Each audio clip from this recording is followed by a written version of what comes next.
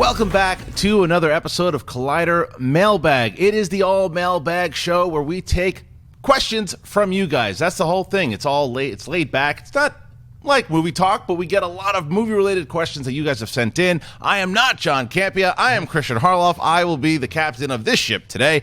And joining me, as always, it is Natasha. Hello, guys. Hello, Natasha. How are you? I'm doing great. Good. I'm doing great as well, because sitting next to you, it is the Tzeng master himself, Dennis Tzeng. What's up, man? I'm doing well. Is it today Saturday, Sunday? Today's Saturday. Okay. Today's Saturday. I know. So you've had a long week. Yes. And also your Chewbacca little mug here is starting to look a lot like Teen Wolf to me. Yeah. I'm like, why is Teen Wolf looking like at me? Jason Bateman, Teen Wolf TOO. Yeah, he's going to go surf on the top of He a does van. look like Teen Wolf. You're right. Okay, so this is the show where you guys have submitted some stuff. We've got a bunch of good ones today. Natasha, what is first? All right, starting off today is from Jonathan Chesser. He writes, "Hey everyone, love the show and have been watching faithfully since the early AMC days. With Spectra having been released on Blu-ray this week, it suddenly dawned on me that you guys never did a spoiler review for the film.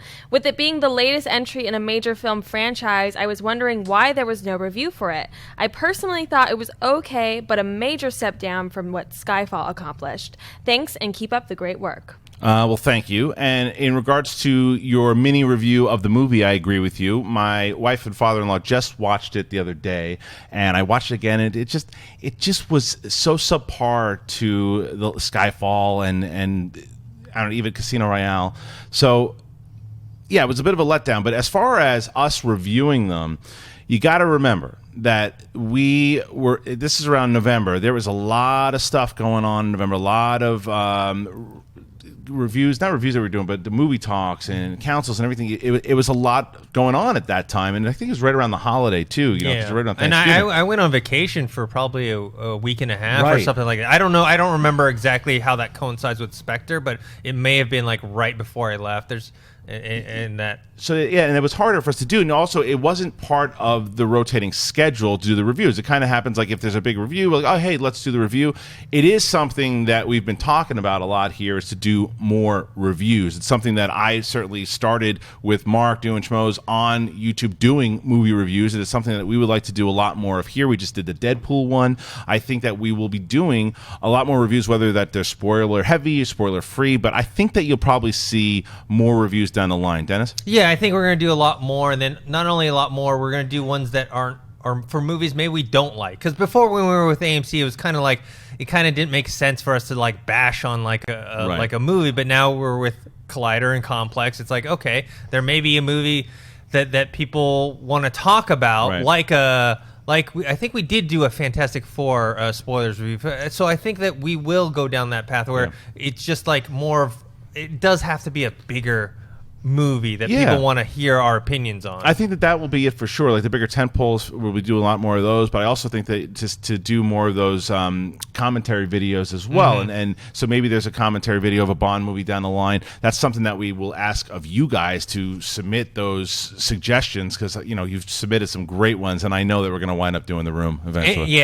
And I think with the commentary ones, we'll be doing, they don't have to be more recent films. They can be older films. And then with reviews, though, I think more current is better, unless we do some sort of retro review. But let's get all that other stuff out of the way first. Right. And people have to remember too, like, when you talk about November, I know everyone looks at all the cool stuff that we do. It's like, this is actually a really skeleton crew that we have here. There's so many people doing so many things, and there's just only so much time in the day and schedules. Getting Natasha here during a specific time to host, movie talk or host mailbag, and you and me, and just like everything needs to intersect. And we're aware of it, though, and it's something that we definitely want to do. So don't be surprised if you start to see more reviews down the line, like Dennis said, once the schedule permits it.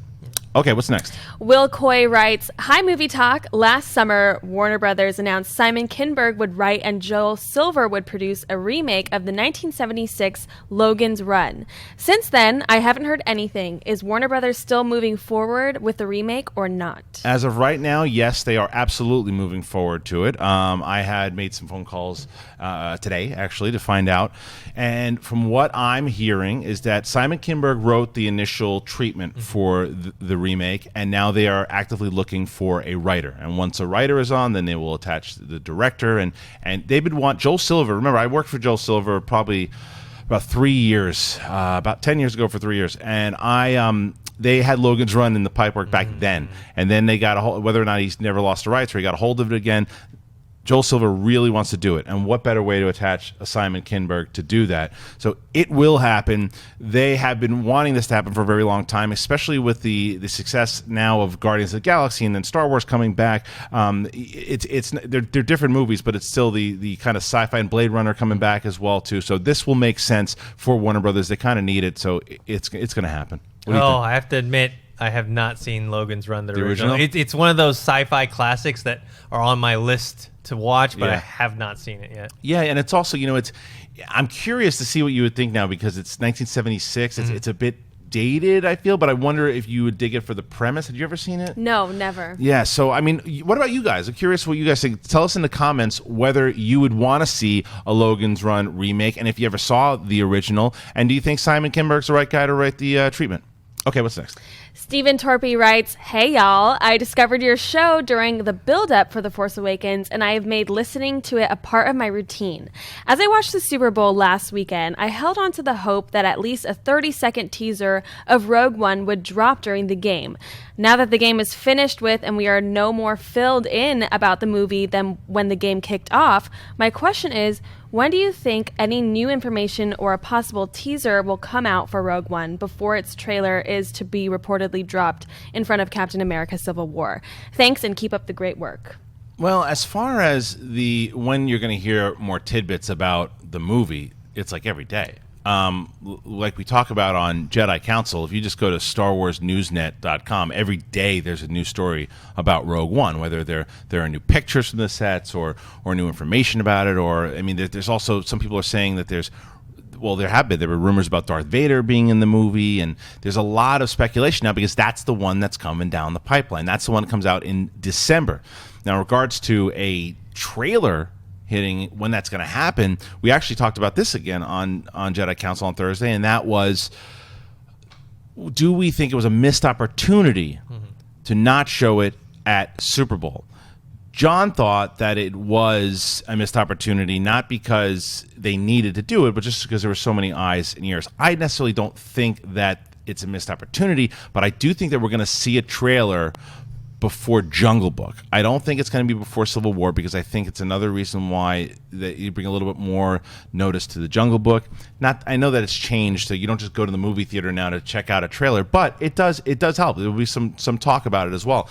So I think that that's when you're going to do it. You're going to put this one property that have coming out in April with Jungle Book, and that's where you get the Rogue One teaser.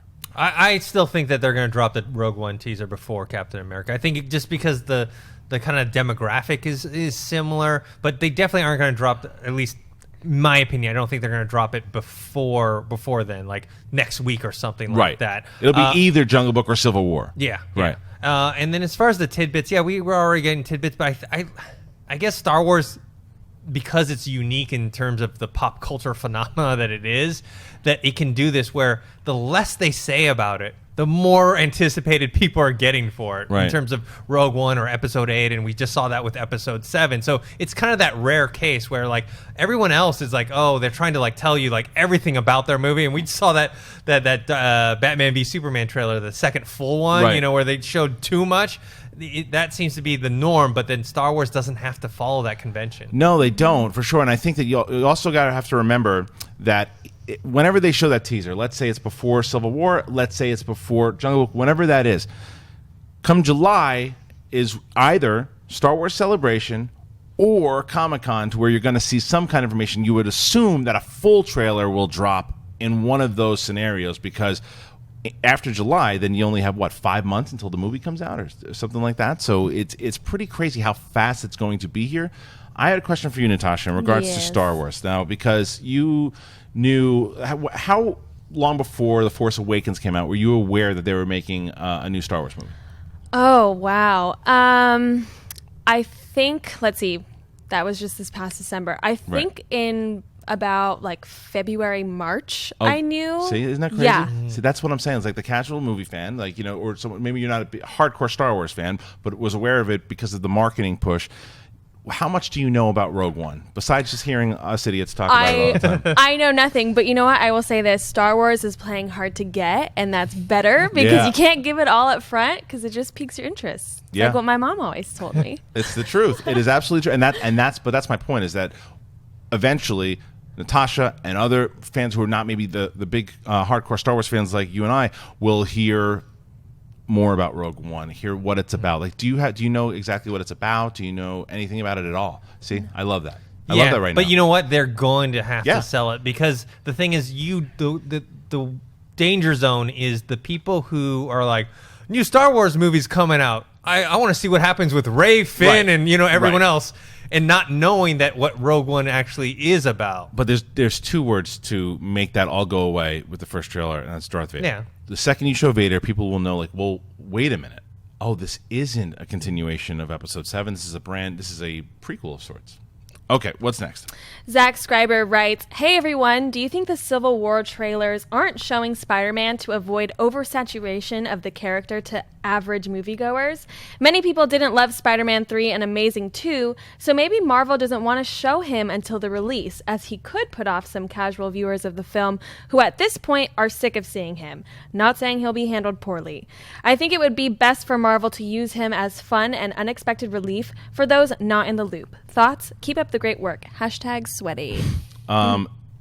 There's a yes and no to that question. The yes is they're definitely hiding him. The no is the reason why. They're not hiding him because it's Spider-Man. He's one of the most famous and popular characters of all time, even if you want to discount that last movie, which was not a good movie at all. But it's also pretty well known that Spidey went back to Marvel. A lot of people know it. A lot of people know that that he's going to be in Civil War, but they're waiting. They don't, because the reason why is they don't need to show him. He's not. It doesn't rest on Spider-Man's shoulders. So when you see him, question is, you're going to see him in the final trailer. I kind of hope you don't.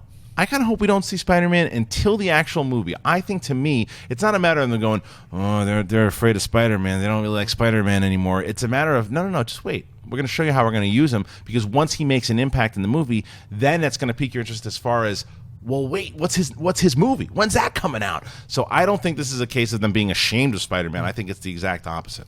Yeah, I think what they're doing is they're hiding it for the fans, so that when the fans see him, it's a nice surprise, and then they're going to go crazy and then talk about it. I think what they are going to do, which I think this happened with Age of Ultron. Remember, they're hiding Vision for the longest time. Yeah.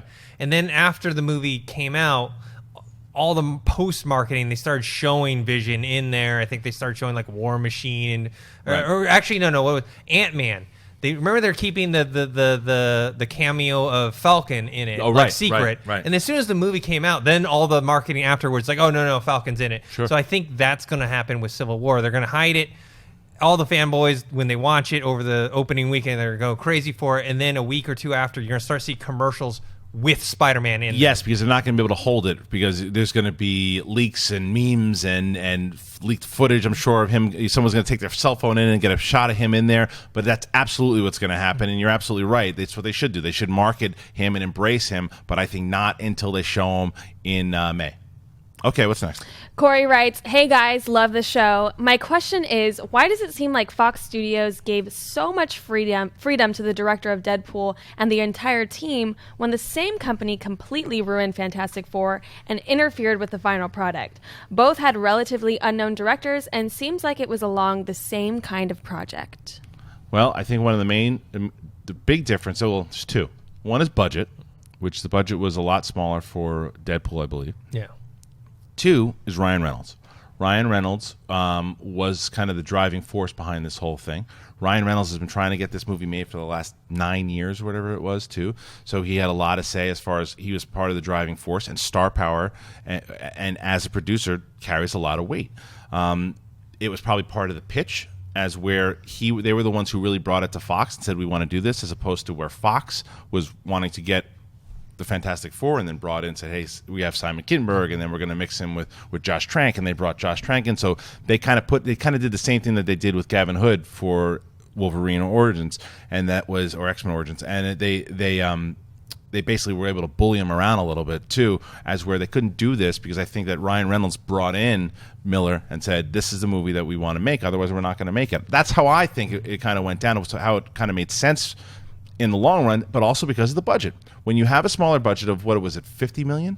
Yeah, I mean, they won't say the exact number. Like, I've heard as low as 38, and now I'm hearing like 58. So yeah, so say $58 million for that. It's still a lot of money, but not as opposed to like these big. That's exactly probably why they said, okay, we're going to give them the freedom to do it, and because it was a rated R movie, because they agreed on the rated R, and there's if that they trusted in their vision. And I also think there might be some newer executives that have kind of moved in since that whole Fox debacle. I may be wrong, but I thought there were a couple of new placements in there. So, and that helps. And it's also the X-Men. The X-Men. I don't know who's working on the X-Men inside of the studio, but it looks like when they're working on the X-Men properties, whether it's Bryan Singer or Matthew Vaughn, they trust their directors with a little more inside of that universe. So maybe there's specific executives that are on that franchise that are doing it right. How do you see it? Well, I think it's both the reasons that you gave, but I weighed it way more towards the budget. Yeah. I think they look at that and it's like, to them, 40, 50 million, it's not as big a gamble. With Fantastic Four, I think the budget was closer to 100 or something. It was like 160 or something, wasn't it? I don't remember what it was, but I remember they did cut scenes from there as well. So right. I think the budget went down, but they wanted to stick their nose into that because they felt like, okay, this is the one we're spending all this money on. All the reshoots. Yeah, that stuff. But what's hilarious is Deadpool's going to end up making more money than Fantastic Four, and it costs way less and is an R-rated movie, so it's a movie that they thought, okay, this is going to have very small appeal. Yeah. Maybe we'll make our money back, make a little bit of money. But now with the projections of what this movie's going to make, it's going to destroy Fantastic Four. That's why I go back to Gambit, man. Cut that budget. Yeah. Cut it, and because I think it'll actually help the filmmakers. I really do. I think if you cut that budget from almost $200 million for Gambit, is ridiculous. If you cut that budget to like maybe 70 to 80 million, I think you're going to get a much better product and a better bang for your buck. But I think if you focus the story, like a more personal story, like a Deadpool, or even like we just saw with Ant-Man, I think that's better than like end of the world type of stuff, because end of the world equates money, right? Right. Like John just interviewed the writers for Deadpool, and they were talking about the budgets for Deadpool, like it was so low that they had to write in stuff about even that, like this isn't a spoiler, but basically, the ammo bag being left behind because they can't pay for what that entails. So and it worked better. Yeah. It's true. All right, what's next? Allie writes, hi from Northern Ireland. I'm a massive fan that hasn't missed an episode from the days in the AMC storage room. With the success of Deadpool for Fox and a sequel already being greenlit, could it lead to Marvel/Disney possibly launching an R-rated universe? Surely great characters like Blade and Ghost Rider deserve another chance on the big screen and could possibly tie in with the mystical elements of Doctor Strange. Also, they could cross over with the Netflix universe, as Punisher could get a movie as he doesn't have a show of his own. It wouldn't take a big budget if done in the same way as Deadpool, and not only would the studio make an easy profit, but the adult fans get more of what they want. Everyone's a winner, right? I love your thinking, man. I do love your thinking. I just don't think it's possible. I just don't think it's possible with Disney and Marvel. I hope I'm wrong. I really hope I'm wrong, because I think that a lot of the points you brought up, but I actually think Punisher's going to get his own Netflix series. I think it's even been in the talks for it. So that's probably where I think that's kind of what Marvel's doing, is their rated R stuff's living on Netflix, and so far so good. We're only one series in. No, two series in. Jessica Jones and Daredevil. Yeah, we're only 2 series in. So far, I watched some of Jessica Jones, and for what I saw I liked, and I know a lot of people really enjoyed that one. But to me, Daredevil was great, and I can't wait for season 2. And I think that already from what they're saying, Barenthal's doing as a Punisher, we're going to see him have his own series. Now, I would also like to see Blade hit that universe as well. I'd like to see Blade maybe hit that universe on Netflix as well too. I think that it's something to be said for what Netflix has done for the industry. To see the rated R version of the Marvel Disney comic books to live there, I think that's a nice place for them to go. And you can still reference the same way they do in Daredevil. You reference all the events. I don't know if I think that I'm going to see a rated R Disney Marvel movie, though. I don't think so either. And it's because what they're doing with Netflix, it's not quite R, but it's as close as they can get to R. You don't think Daredevil was rated R? No, because if you actually watch something, because everyone's like, oh yeah, did you remember that scene with the Kingpin and smashing that guy's head? You actually don't see it. It's all implied. Jessica Jones is pretty R. The cursing and the sex and everything too. The cursing is limited. It's still not. You know what I mean? We Dennis, just saw, we just saw Deadpool. What that is you? R. Oh, that's super. That's almost NC-17, man. Like if you throw 2 F-bombs in a movie, it's rated R. But see, they're not crossing those lines though, because they still know that they want kind of a younger audience to watch these. And you remember, it's still Disney. It's not like they can't make a rated R thing, but why are they going to mess with a winning formula right now? They have everything going on with all their movie universe. It's doing well for them. They're making tons of money. They don't need it. They don't need it. Yeah. So why take that risk? Yeah. Why potentially ruin the brand? And let's say they tried to do Deadpool and they owned why would they do that? They would. There's only downside to that. Fox needed it because they have X-Men. We just saw what happened with Fantastic Four. But remember, there was a lot of talk that Fantastic Four was supposed to cross over with X-Men. And then that movie came out. No, we're not going to blend our golden child with that turd on wheels. So they didn't. But now, with Deadpool, now they have a way to kind of bring together the X-Men universe with an expanded universe, and they can do that with the R-rated, like if they do X-Force and all these different things. But I agree with you. I don't think that Marvel and Disney God bless you. They don't need to do it. I think someone fell asleep over there. That's good. Thanks. Perfect. But that's it. So what do you guys think? Do you think that Disney and Marvel will do a rated R universe, or should they? And if they do, I mean, again, the commenter really had some great points, and I could see them if they did. The problem is that Punisher has failed as a movie so many times. It's before Marvel had the rights back and all that stuff too, and maybe they could use them, but I just don't see it fitting. The only way I can see this happening is, let's say suddenly all these R-rated superhero movies comes out, like X-Force or whatever, and they start doing really, really well, and then you see the PG-13 ones not doing. I don't think that's going to happen. Yeah, I don't either. That's the only way Disney would change what they're doing. They'd be like, oh, look, we're not making as much money as we thought we were. Right. Now let's change it. I agree. Okay, what's next? Rich Smith writes, "Hey Collider crew, I love your channel and watch at least a couple of shows a day. I was wondering if you knew anything about this movie coming out in April called Hardcore Henry. I happened across a trailer of it today, and the first-person point of view seems like an interesting way to experience a movie. Have you seen the trailer, and what are your thoughts? Thanks, and stay awesome." I'll tell you what, Rich Smith, I saw the trailer because you wrote that question, and then it started going all over the place afterwards, after I read that email, and thank you for pointing it out. It looks awesome. Now, if this could sustain as a genre, I don't know, because it really is just like playing a video game, the whole trailer. But you got Sharlto Copley in there, you got Tim Roth in there, and it's almost like RoboCop. It's like cyborg stuff going on, and it's really creative. Now, whether or not it can get really repetitive and boring after a while, I don't know. I am very interested to see how they pull it off, because I think that if you can pull that movie off, I also hope it's only about an hour and 40 minutes at tops.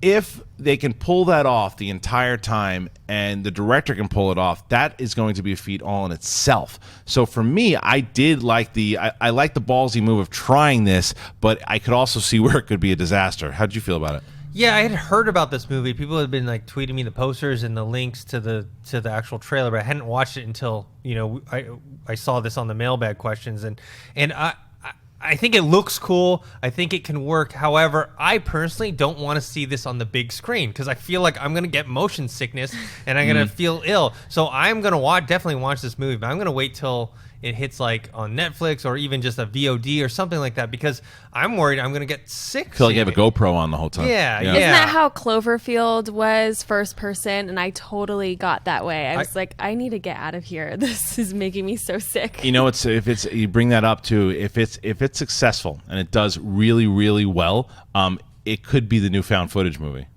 Yeah. It could be. Okay, this is one issue though I have with it as a movie. So one of the things is you have the main character, right? And it's a POV, first-person perspective. Now you're saying the whole movie, you never are going to see the emotion on the main character's face, right? So everything you're going to hear from him is just the voice and his point of view, but you don't see, I mean, that's what movies are, right? You're looking at people's reactions and when they deliver lines, how they look and feel. So yeah, it's cool for an action movie, but I'm kind of with you where is an hour and a half. Is that too long for something like this? Like I can see this being like a cool 15, 20 minute short. Hour and a half? I don't know. That's why I bring up the director, because if the director does pull that off, if we walked out of that going, wow, I don't know how that dude did that for an hour and a half, had me so into it and into the story and the characters, then he's going to be somebody that we look at and we go, well, wait, look what he just did for that hour and a half. But it could also fall into, well, it was a cool gimmick for the first 15 minutes, then I got bored and I felt like I was playing a PlayStation 4 game. You know. So. Yeah, I mean, the difference though with the found footage is okay, like something like Chronicle was found footage, something with Cloverfield. Right.